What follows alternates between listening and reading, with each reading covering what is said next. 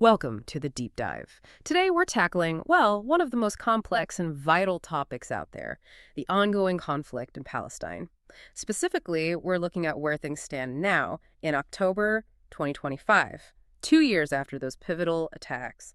And look, we know you come here for clear, synthesized information that cuts through the noise. If that sounds like you, definitely check out Mind Expansion Daily for more deep dives like this one. Yeah, our goal today is, well, it's straightforward in aim, but the subject matter is anything but simple. We've gone through a lot of sources, UN reports, data from the Gaza Ministry of Health, diplomatic updates, even some, quite polarized discussions online in the media. We want to give you, the listener, a factual, kind of multi-layered overview. It's crucial we report impartially on what the sources say, acknowledging the really profound human cost on all sides. We're not here to take a position, just to synthesize the information available. Okay, great. Let's unpack this then, starting with the situation right now, the 2-year mark. The realities are pretty stark, aren't they? They really are. So this current intense phase kicked off exactly 2 years ago, October 7th, 2023. Those Hamas-led attacks on Israeli communities were devastating.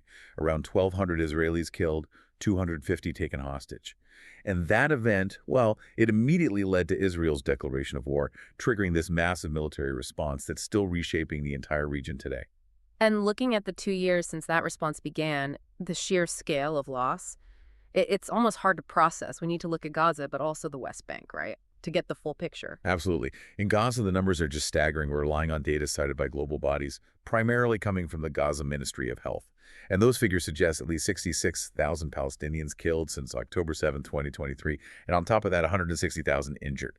Now, it's always important to say, gathering data in an active war zone is incredibly difficult. These figures are contested, but they remain the core numbers international organizations are using to try and grasp the human tragedy. 66,000 killed. That is just a colossal number. And like you said, the violence isn't just contained to Gaza. What are the sources telling us about the West Bank and East Jerusalem over these same 2 years? Yeah, the violence there has spiked significantly, too. Our sources indicate Israeli forces have killed at least 987 Palestinians in the West Bank in this period, and that includes, tragically, 210 children. This is happening alongside intensified Israeli military raids and a really concerning rise in settler violence. So you see, it's not just one conflict zone. It's spread across all the occupied territories. And the physical territory itself, Gaza has been fundamentally changed based on what we're reading. There's this major shift in land control. That's right. The sources state that about 75%, three-quarters of Gaza's land area, is now classified either as militarized buffer zones or as security corridors under Israeli control. And just to clarify for listeners, this isn't just about a few roadblocks. It means the vast majority of the space where homes were, where infrastructure could potentially be rebuilt, where people might return, it's now designated unsafe, restricted, or actively controlled by the military. This massively impacts movement and, well, any possibility of future rebuilding for the 2.3 million people there. So 75% controlled space. That immediate physical impact sounds like the literal groundwork for the humanitarian crisis that's unfolded. It absolutely is. I mean, look at the displacement figures alone. OCHA, that's the UN Office for the Coordination of Humanitarian Affairs, reports that 90% of Gaza's population, 2.3 million people, have been displaced. And often, multiple times. 90%. Yeah. Can you imagine fleeing your home maybe 4 or 5 times over 24 months, constantly searching for safety that just doesn't really exist? And that level of displacement, combined with the difficulty of getting aid in, it creates this immediate danger of famine, doesn't it? The stats we saw on food insecurity are, frankly, terrifying. They really are. We're looking at widespread risk of famine. And the data specifically points to the most vulnerable. Sources indicate 28,000 children under 5 are facing acute malnutrition right now. 28,000 children. Yeah. The whole humanitarian system, the infrastructure for support, it's essentially collapsed under the weight of the military operations and this chronic, severe lack of access for aid. And speaking of access, what are the specific challenges facing aid groups trying to operate there now? Well, the logistics are just incredibly difficult, almost impossible in some areas. You have UNRWA, the UN Agency for Palestinian Refugees, still doing vital work with about 4,000 staff on the ground. But their efforts are massively hampered by political restrictions. Since January 2025, there's been a ban on international staff from most major aid organizations entering Gaza that severely limits supply lines, expert support, just the overall capacity to try and stave off starvation. Right. And it's crucial, isn't it, to connect this current acute crisis back to the longer history. This didn't just suddenly happen 2 years ago out of nowhere. Exactly. You have to see the bigger picture. This sense of crisis, this displacement, it's rooted in decades of history. You can trace it back to 1948, the Nakba, or catastrophe, when around 750,000 Palestinians were displaced during the establishment of Israel. Then came the 1967 Six-Day War, which resulted in the military occupation of the West Bank, Gaza, and East Jerusalem territories, still central to the conflict today. These events really set the stage for these continuous cycles of violence and displacement we're seeing now. That historical context really frames the human reality today. Okay, let's pivot slightly to the political and diplomatic front, because even with all this violence, there's been a lot of activity, right? Legal challenges, diplomatic efforts. Yes, quite a bit, especially recently. The first week of October 2025 saw a lot of international attention focused on Cairo. There were indirect peace talks held around October 4th and 5th. Reports suggest these talks centered on a plan put forward by U.S. President Trump. The main point seemed to be pushing for the demilitarization of Hamas and trying to establish clear, more concrete paths towards eventual Palestinian statehood. But here's the striking thing, the contradiction almost. These talks are happening, but the fighting didn't stop. Our sources confirm continued violence during the negotiations. That's the tension right there, absolutely central to understanding this moment. Israeli airstrikes reportedly continued right through those talks. Tragically, sources mention 70 people were killed in Gaza on October 4th alone, while diplomats were meeting in Cairo. Wow. So this simultaneous negotiation and escalation, it casts a pretty big shadow, raises serious questions about how effective the diplomatic track can be in the immediate future. At the same time, though, internationally, there was a noticeable diplomatic shift right around this 2-year mark. There was. Sure. By October 6th, a significant milestone was reached.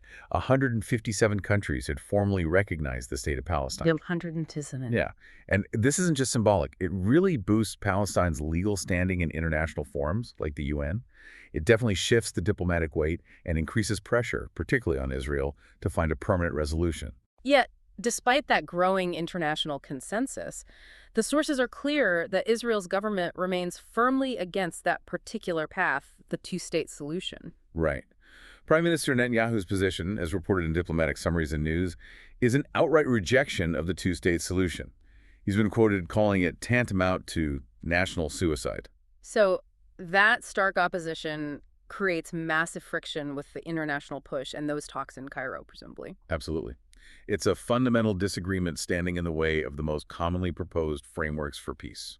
Okay, beyond the diplomacy, there's intense legal pressure building, too. We've seen war crimes, accusations, and actions from international bodies against leaders on both sides. Yes, the question of accountability is becoming very prominent. The International Criminal Court, the ICC, has taken a significant step by issuing arrest warrants. These warrants name key figures: Israeli Prime Minister Benjamin Netanyahu and Defense Minister Yoav Gallant, and also Hamas's military commander Mohammed Deif. Now, for listeners, what's the real-world impact of these ICC warrants? Because enforcement can be tricky, can't it? It can be. The ICC relies on member states to actually make arrests. But the warrants themselves have significant impact. Primarily, it's reputational damage and restriction on movement.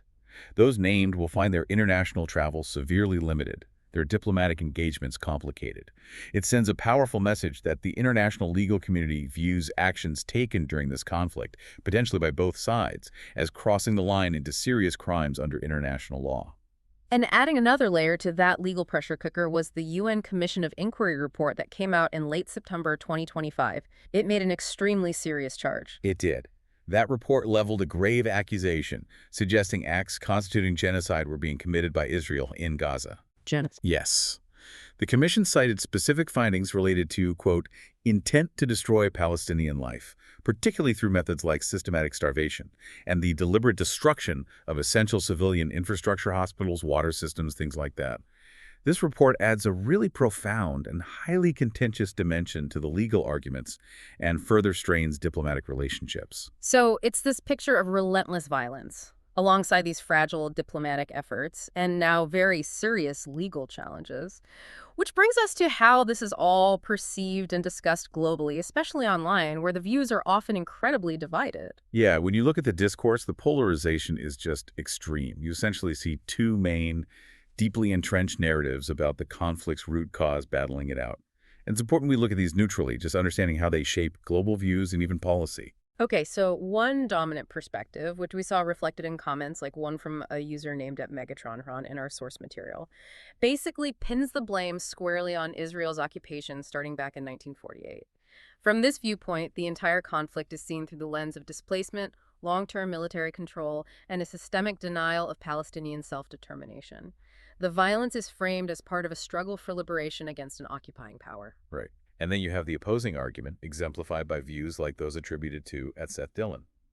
This perspective attributes the conflict's origin and, crucially, its continuation primarily to the actions of Hamas. They focus on the October 7th attacks as the immediate cause, emphasize Israel's security needs in response, and view Hamas as a terrorist group whose actions actively prevent peace. And then there's this kind of general weariness, maybe best captured by a comment from Matt Neal, simply lamenting the 2-year toll and stating Israel won war, losing peace. It speaks to that sense that military victory hasn't brought actual stability or security for anyone. Exactly. And this is where stepping back and thinking critically is so important, because the sources really show these cycles of violence aren't just about immediate triggers. They're fueled by deeper structural failures. We can't ignore the historical context we touched on earlier. Think about the failure of the Oslo Accords back in the 90s to actually deliver a viable Palestinian state. Think about the relentless expansion of Israeli settlements in the West Bank. Sources estimate around 700,000 settlers there by 2025. 700,000. Yes. And then you have the blockade imposed on Gaza after Hamas took control in 2007, which has gone on for well over a decade and a half now. These unresolved issues, land, security, sovereignty, basic rights, they create the conditions where anniversaries like this just keep happening. Unless those fundamental problems are addressed, this dynamic seems destined to continue. Okay, so let's try to quickly summarize what we've unpacked in this deep dive.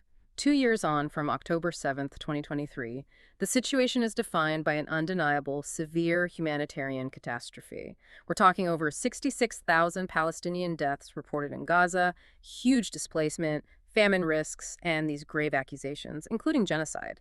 But at the same time, there are these diplomatic efforts like the Cairo talks, trying to find pathways involving demilitarization and statehood, however fragile they seem. And there's mounting legal pressure on leaders from both sides. Yeah, our analysis of the sources really confirms that the long-term failure to resolve core issues, occupation, Palestinian sovereignty, Israeli security, the settlements, the blockades, makes any lasting solution incredibly difficult to achieve. Truly understanding this, based on the information available, requires looking at it impartially, acknowledging the suffering and the security fears of everyone involved, Israelis and Palestinians, and it requires keeping focus on principles like justice and self-determination if there's ever going to be a durable peace. This has been definitely a heavy but absolutely essential deep dive. Thank you for joining us and taking the time to get more informed on such a profoundly complex situation. Before we wrap up, though, maybe one final thought for you, our listener, to consider. We've talked about how diplomacy hasn't stopped the violence and how military actions haven't created lasting peace or security for either side.